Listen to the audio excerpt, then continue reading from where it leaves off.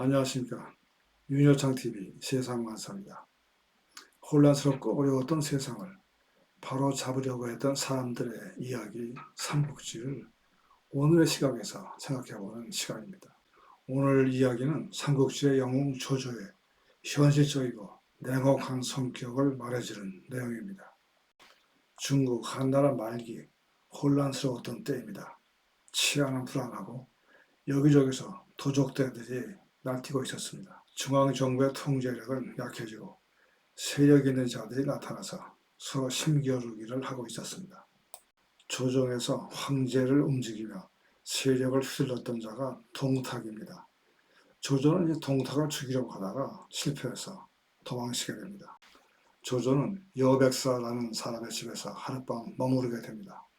도망친 신세이었으므로 밖에서 나는 소리에 신경을 곤두세우고 있었습니다.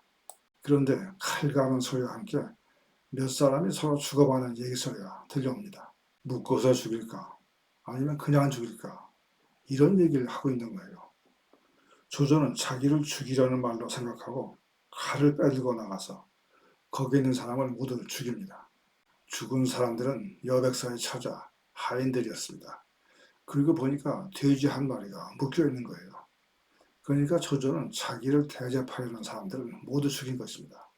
조조는 그 집을 떠나서 가는 길에 여백사를 만납니다. 그는 손에 술 2병과 과일과 채소를 들고 있었습니다. 여백사는 조조를 대접하려고 돼지 한 마리를 준비하고 지금 술과 안주를 사오는 길이었습니다. 조조는 칼을 뽑아서 여백사도 죽입니다. 그가 집에 가서 가족이 죽은 것을 알면 가만히 있지 않을 것이라고 생각한 거죠. 그리고 나서 말하기를 내가 세상을 배신할지라도 세상이 나를 배신하게 놔두지는 않을 것이다 라고 합니다. 일가족을 죽인 것이 자신의 실수라는 것을 깨달았음에도 불구하고 남은 가족까지 죽이고 나서 한 말입니다. 조조가 살았던 후한 말기는 어제의 동맹이 오늘의 적이 될 수도 있는 혼란한 시대였습니다. 어제까지 친구였던 사람이 오늘 내 등에 칼을 꼽는 경우가 허다했습니다. 여포 유비 같은 당대의 영웅들조차 살아남기 위해서 진영을 옮기거나 동맹을 파기하는 경우가 있었습니다. 조조의 생각은 나는 천하를 통일해서 세상을 바로잡아야 한다는 것이었습니다. 그래서 내가 남에게 배신당해서 죽으면 안 된다. 그런 생각에서 여백사와 그의 가족들을 죽인 것입니다. 조조의 이런 행동에는 내가 남에게 배신당해서 죽는 것보다 차라리 내가 악인이 되어서 살아남겠다는 처절한 생존 논리를 담고 있습니다. 조조의 이런 행동에는 자신이 세상을 안정시킬 유일한 적임자라고 생각을 한 것입니다. 내가 죽이면 천하는 다시 끝없는 혼란에 빠질 것이다 라는 확신이 있었기 때문에 자신의 생존을 국가적 대업과 동일시했습니다. 사실 당시에 거론된 인물 중에서 유비는 세력이 미약했고 원소와 원술 이 사람들은 조조가 거기에 소인배에 불과했습니다. 여포나 기타 다른 사람들은 큰일을 할 만한 인물이 못 된다고 생각을 했던 것입니다. 그래서 여백사를 죽인 것은 도덕적으로 문제가 될 수 있지만 자신의 생존을 통해서 천하통일 이런 대의가 이루어진다면 그것이 더 중요하다고 생각을 했던 것입니다. 도덕적 완벽함보다는 실리를 챙기고 상황에 휘둘리기보다는 내가 주체가 되어서 상황을 이끌어 가겠다는 의지를 나타내고 있습니다.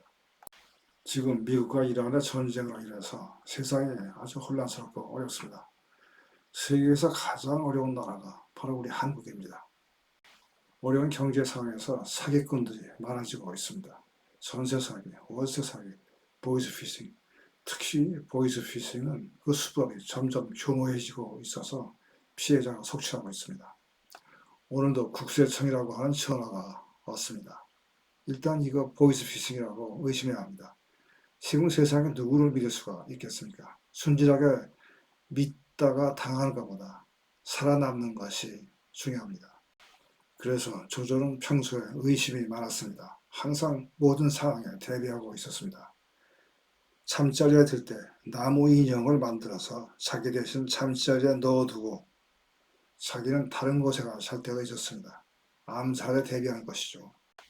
당시 사회는 명문 가문 출신들이 권력을 독점했었습니다.